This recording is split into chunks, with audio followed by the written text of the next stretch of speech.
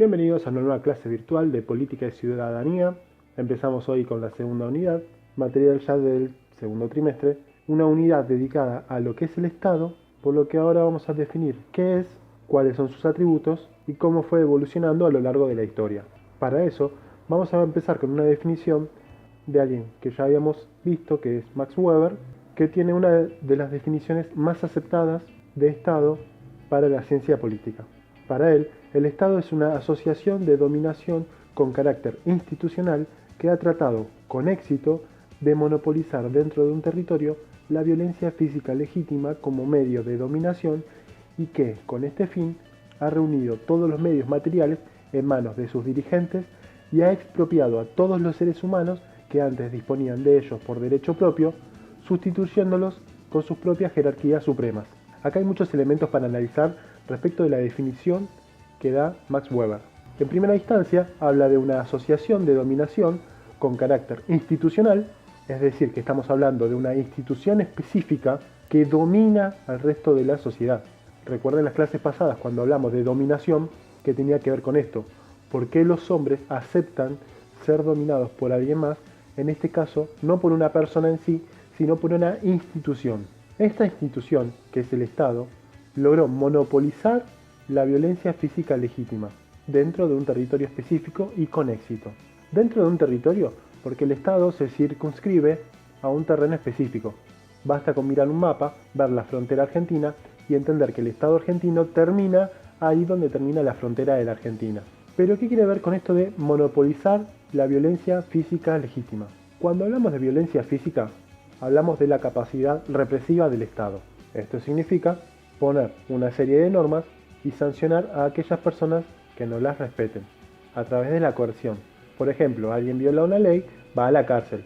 En ese sentido hablamos de violencia física. Y es legítima porque está legalizada, está aprobada por el resto de la sociedad. Por ejemplo, si yo mato a una persona, es violencia física, pero no es legítima. Estoy cometiendo un delito.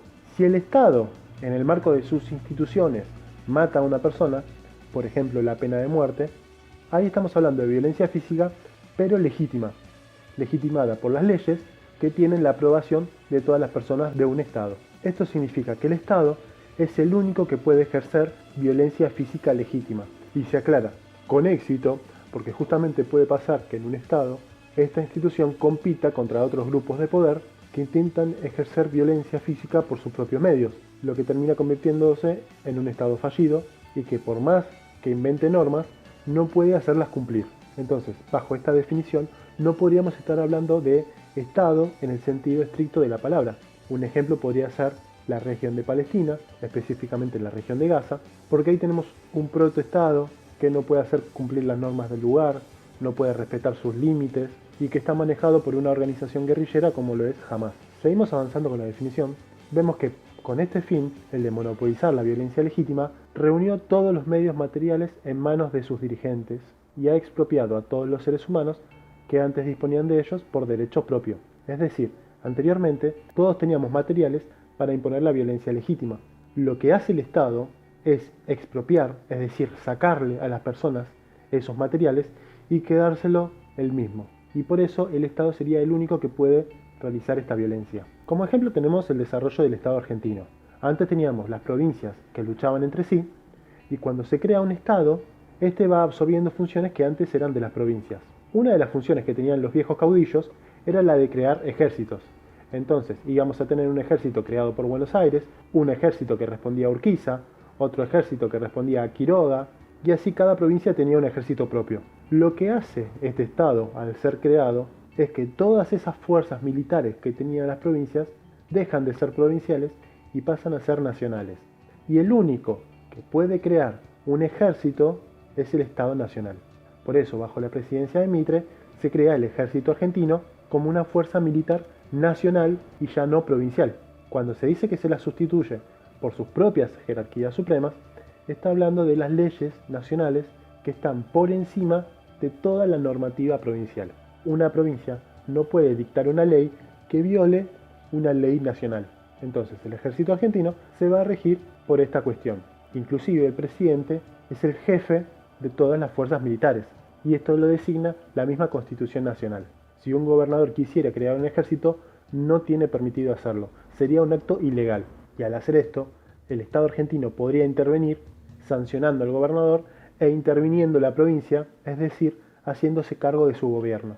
Esto está permitido por la Constitución Nacional. ¿Qué atributos tiene este Estado? Es decir, ¿cuáles son sus elementos? Para que haya un Estado, primero que nada tiene que haber un territorio. El Estado argentino está delimitado dentro de los límites de la nación argentina. El pueblo gitano, por ejemplo, que se configura como una nación, como un grupo social determinado, no tiene Estado porque no tienen un territorio determinado. Ellos están en varias partes del mundo. El segundo elemento que tiene que tener, obviamente, es la población. Sobre esta población, el Estado ejerce su dominio. Es decir, esta población va a estar dominada por el Estado. Obviamente, esta población es la que va a estar dentro del territorio del Estado. Todos los que están adentro de este territorio forman parte de la dominación del Estado y todos los que están fuera no lo forman. Es decir, yo no puedo entrar a un país y no respetar las normas que ese Estado impuso, porque automáticamente al estar en su territorio paso a formar parte de su población. Por eso en la Constitución argentina, si se fijan, no habla de argentinos, sino que habla de habitantes del suelo argentino. Y cuando hablamos de población, hablamos de los argentinos naturalizados, que nacieron acá, o que nacieron en otros territorios pero cambiaron su nacionalidad, por lo que si alguien está en el extranjero, tiene distintas herramientas para acceder al Estado, como son por ejemplo las embajadas puestas en los demás países. Otro elemento es el uso de la fuerza. El Estado puede usar la fuerza para imponer sus normas con éxito. Si alguien no respeta la ley, el Estado puede sancionarlo de alguna manera dependiendo de la falta cometida. No es lo mismo pasar un semáforo en rojo que matar a una persona. Si pasas un semáforo en rojo, tenés una multa económica. Si matas a una persona, vas a la cárcel. Son dos sanciones distintas. Incluso al matar a una persona, no es lo mismo hacerlo por un acto de discriminación que hacerlo por caso de defensa propia. Si matas a una persona en defensa propia, no está penado por la ley. ¿Qué es defensa propia? Cuando alguien me viene a atacar y yo respondo a ese ataque. ¿Qué no es defensa propia? Alguien que me robó, se escapó, lo persigo 5 cuadras y lo termino matando, porque en ese caso mi vida ya no estaba en peligro. Un cuarto elemento tiene que ver con el monopolio fiscal. El Estado es el único que puede cobrar impuestos. Y acá se tiene que hacer una aclaración entre tasas e impuestos. Los municipios cobran lo que se llaman tasas. ¿Cuál es la diferencia? El impuesto yo lo puedo recaudar y gastarlo en lo que yo quiera. Yo recaudo un impuesto determinado, después designo cuál va a ser su fin. La tasa, por ejemplo, es para un servicio específico. Los municipios cobran tasas para realizar tareas de alumbrado, barrido y limpieza, ABL. Por eso se consideran que son tasas y no impuestos. ¿Qué pasa en la actualidad? Tanto los municipios como las provincias se empezaron a hacer cargo de funciones que antes eran del Estado Nacional. Hoy en día es muy común ver jardines del municipio o clínicas del municipio o incluso fuerzas de seguridad que, si bien no están armadas, patrullan las calles y dependen de los intendentes y no de los gobernadores ni del Estado Nacional. Para todas estas cosas necesitan recursos. Entonces, si bien se les llama tasas, la realidad es que funcionan como impuestos. Entonces esto del monopolio fiscal actualmente se está rompiendo un poco porque en las instituciones inferiores también están cobrando impuestos. Pero lo importante es que lo hacen siempre desde el Estado, ya sea Estado nacional, municipal o provincial. No puede venir un privado y cobrar un impuesto a las personas. Si hablamos de los servicios, luz, agua, gas, ahí nos están cobrando por darnos un servicio determinado. Entonces no es un impuesto. Estamos comprando electricidad y se las estamos pagando.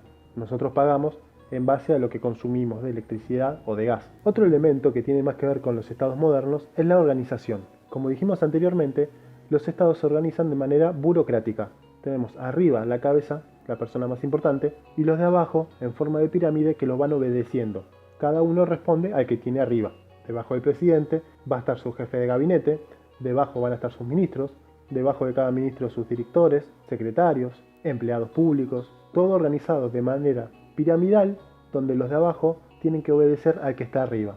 Y esto lo que permite es un mejor cumplimiento de las normas, porque el presidente no tiene que encargarse de que todo el mundo respete las normas, sino que cada jefe se va a encargar dentro de su sector que se cumplan las normas específicas de ese espacio.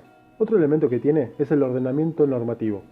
Estos son las leyes que regulan a todos, inclusive al mismo Estado, que está regulado a través de su Constitución Nacional. La Constitución va a determinar cuáles son sus poderes, cuál es la función de cada poder que tiene, cuáles son los límites que tiene el Estado respecto del individuo, por ejemplo la libertad de expresión, hasta dónde llega la dominación del Estado. Obviamente generalmente esto se da en estados democráticos. Después vamos a tener otros como dictaduras o estados autoritarios, donde pueden tener sistemas normativos, pero estos no se respetan tanto. Y el último elemento, quizás el más importante, tiene que ver con la soberanía. Básicamente es que no exista ninguna autoridad superior arriba de este Estado, que no haya nadie con más poder que el Estado, ni que le diga lo que tiene que hacer. Hoy en día arriba de un Estado nacional, arriba del Estado de Argentina, no hay nadie. Argentina forma parte de otros grupos de países, como es la UNASUR, el Mercosur o incluso la ONU, pero en ninguno de estos casos, estos grupos pueden obligar a la Argentina a hacer algo específico. En todo caso, le pueden recomendar hacerlo, pero no pueden imponer leyes, no pueden imponer sanciones ni castigos. Las sanciones generalmente van a tener con el comercio exterior, pero no sanciones internas dentro de los países. Por eso se dice que a nivel internacional el mundo vive en una anarquía. Anarquía significa que no hay ningún tipo de leyes ni ninguna autoridad. Nosotros en Argentina no tenemos anarquía porque hay una constitución nacional que regula la vida de todos nosotros y establece cuáles van a ser las autoridades. A nivel mundial eso no existe. Los distintos países tienen una relación de anarquía entre sí y van realizando acuerdos entre ellos según les conviene.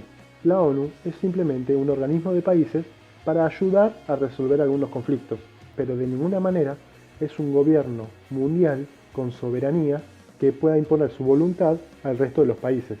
En esto de la integración, muchas regiones fueron avanzando bastante, como por ejemplo la Unión Europea, que tiene un Parlamento Europeo, o incluso nosotros que tenemos lo que se llama el Parlasur, que si bien elegimos representantes, todavía no están teniendo funciones determinadas. Pero esto no reemplaza las autoridades de cada país. Lo explico con un ejemplo. La ONU puede redactar la Carta de Derechos Humanos o la Carta de Derechos de los Niños, pero los países no están obligados a adoptarla. Si un país la quiere adoptar, agarra esa carta, la lleva a su Congreso, a su poder legislativo, y la aprueba o la rechaza. Si Argentina adoptó toda esta normativa, es porque Argentina decidió hacerlo, y no porque la ONU la obligó a aceptarlo. Por esto estamos hablando de soberanía. Arriba del Estado argentino no hay nadie. Participa de la ONU porque Argentina quiere. Aprobó la Carta de Derechos Humanos porque Argentina quiso. Nadie lo obligó. Estos son todos los elementos o atributos que tiene el Estado. Es muy importante que sepamos que Estado y gobierno son dos cosas distintas. Hasta recién nosotros estábamos hablando de lo que es el Estado. ¿Qué va a hacer el gobierno entonces?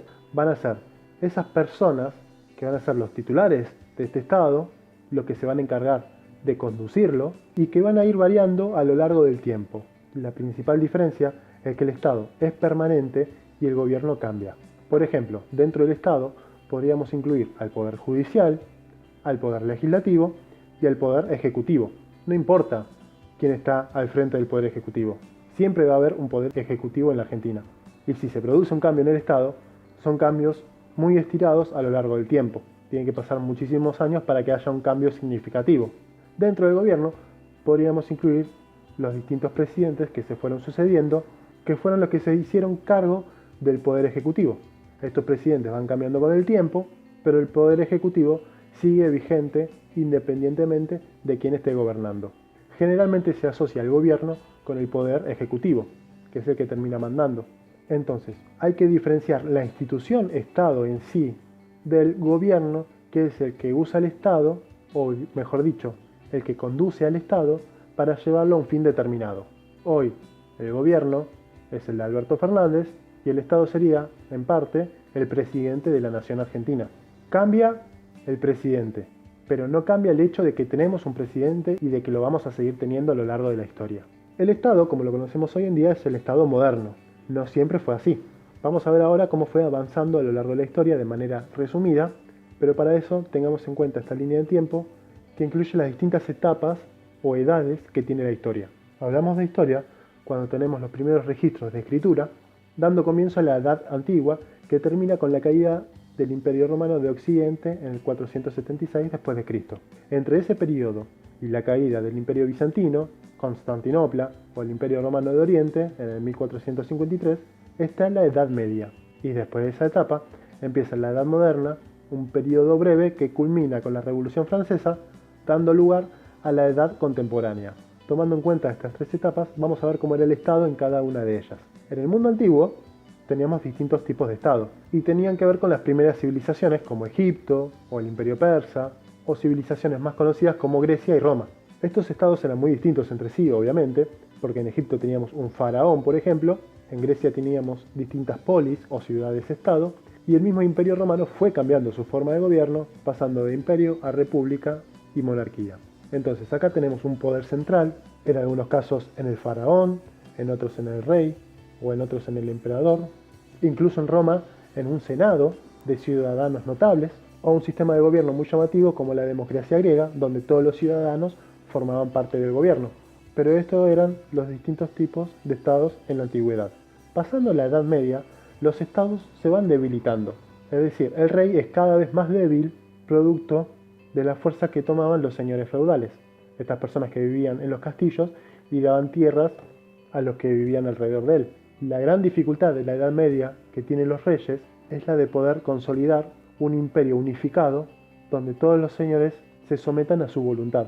Hay una serie en Netflix muy interesante que se llama The Last Kingdom, que habla de las invasiones vikingas en Inglaterra y que cuenta cómo Inglaterra en esa etapa estaba dividida en 4 reinos. Una de las tramas centrales es la voluntad de los reyes ingleses para poder unificar todo ese territorio y crear un solo estado, el estado de Inglaterra, sometiendo a todos los gobernantes de los distintos reinos a la voluntad de uno solo. La Edad Media se caracteriza justamente por esto, por no tener un estado fuerte y centralizado, algo que va a cambiar en la Edad Moderna porque empiezan a surgir distintos tipos de estados. Hoy en día conocemos al estado actual como el estado moderno, pero empieza todo con la consolidación de los reyes en el siglo XV frente a los señores feudales. Los imperios empiezan a unificarse y los reyes empiezan a centralizar el poder en sus personas. Es lo que llamamos monarquía absoluta o absolutismo. Estos estados establecen una burocracia para regir en un territorio determinado y poder gobernarlo. La monarquía va sufriendo determinados cambios, los reyes a veces van perdiendo poder, dando lugar, por ejemplo, a monarquías parlamentarias, en donde el rey comparte el poder con un poder legislativo. Pero esta modernidad estalla con la Revolución Francesa, que da lugar a la edad contemporánea, que es la que vivimos hoy en día. Acá se van creando los estados liberales. Cuando hablamos de liberalismo no es estrictamente en el sentido económico, sino que hablamos de, por ejemplo, derechos individuales, como la libertad de expresión, la libertad de asociación, de poder participar en política, la división de poderes. Esto es fundamental, porque antes, en todos los casos anteriores, el poder estaba centralizado en una persona o en un grupo de personas. El faraón egipcio concentraba todo el poder, así como los ciudadanos de Grecia concentraban todo el poder también. Ya sea uno o un grupo, había alguien que concentraba todo el poder. Veníamos de los reyes tenían todo el poder. Con el Estado liberal se empieza a dividir este poder, por eso hablamos de 3 poderes, y se divide en un poder que va a crear las leyes, otro poder que se va a encargar de hacer que esas leyes se implementen en la realidad, y un tercer poder que se va a encargar de que todos respeten esa ley. Es decir, antes yo creaba una ley, la hacía implementar y sancionaba al que la violaba. Ahora estas 3 tareas las van a hacer 3 actores distintos: poder legislativo, poder ejecutivo y poder judicial.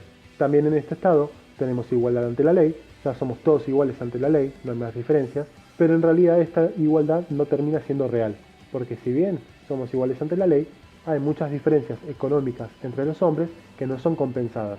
Por eso, mucho después, el Estado se transforma en un estado de bienestar, más o menos a mediados del siglo XX, producto de la crisis de Wall Street, en donde el Estado interviene fuertemente en la economía para asegurar un mínimo de derechos a toda la población. Obviamente esto después se va a modificar, va a pasar por estados neoliberales, estados de bienestar, pero acá englobamos a grandes rasgos los distintos estados que fueron sucediéndose a lo largo de la historia.